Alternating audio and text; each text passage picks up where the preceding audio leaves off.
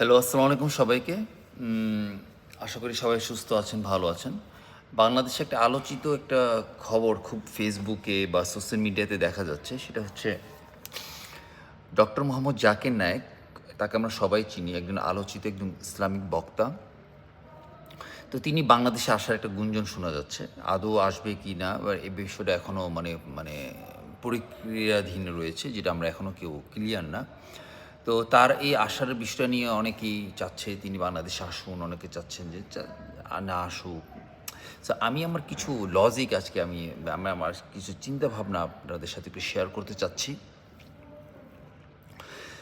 Doctor Mohammad Zakir Naik ইনি একজন আলোচিত ইসলামিক বক্তা। উনি কোরআনের সাথে সঙ্গতি রেখে বিভিন্ন ধরনের কম্প্যারিজম বিভিন্ন বক্তব্য বলে থাকেন। আমরা সেটা সকলেই জানি। তো আমি যেটা বলতে চাচ্ছি, আমাদের এই দেশে তার আসাটা কি খুব জরুরি? এটা আমার প্রথম প্রশ্ন। কেন এই প্রশ্নটা আমি সেটা বলি। আমাদের দেশে দেখেন 98% লোক মুসলমান আছে। আমাদের প্রচুর মসজিদ আছে। আমরা প্রত্যেক বছর কুরবানি দিয়ে থাকি। ধর্মীয় যত রীতিনীতিগুলো আছে আমরা সবগুলোই অনুসরণ করে থাকি। কিন্তু দেখেন, প্রকৃত ইসলামিক যে চিন্তা ভাবনা আমাদের মধ্যে যতটুকু থাকা দরকার সেটা কিন্তু নাই। কেন নাই? আমরা প্রচুর মিথ্যা বলি।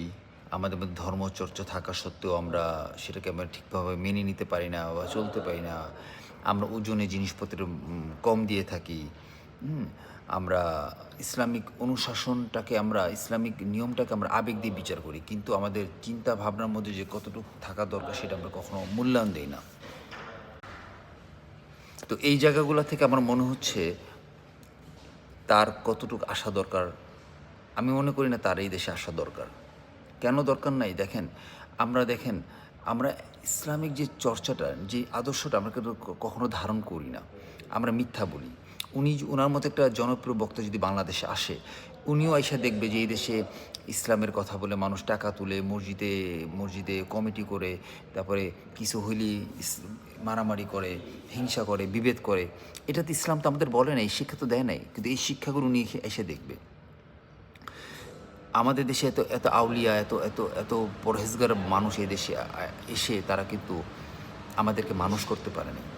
আমরা ধর্মকে ব্যবহার করে আমরা ফেতনা ছড়াই, আমরা বিভিন্ন ফতোয়া দিয়ে থাকি, আমাদের সমাজের মধ্যে বিশৃঙ্খলা তৈরি করে থাকি। এটা তো ইসলাম বলে নাই, কিন্তু আমরা এই কাজগুলো করছি। অতএব তার মতো একটি জনপ্রিয় বক্তা যদি আসে, উনি আমাদেরকে ভালো কিছু শেখাবে, কিন্তু আমরা আলটিমেটলি খারাপটাই শিখব, কারণ এটা আমাদের নীতি।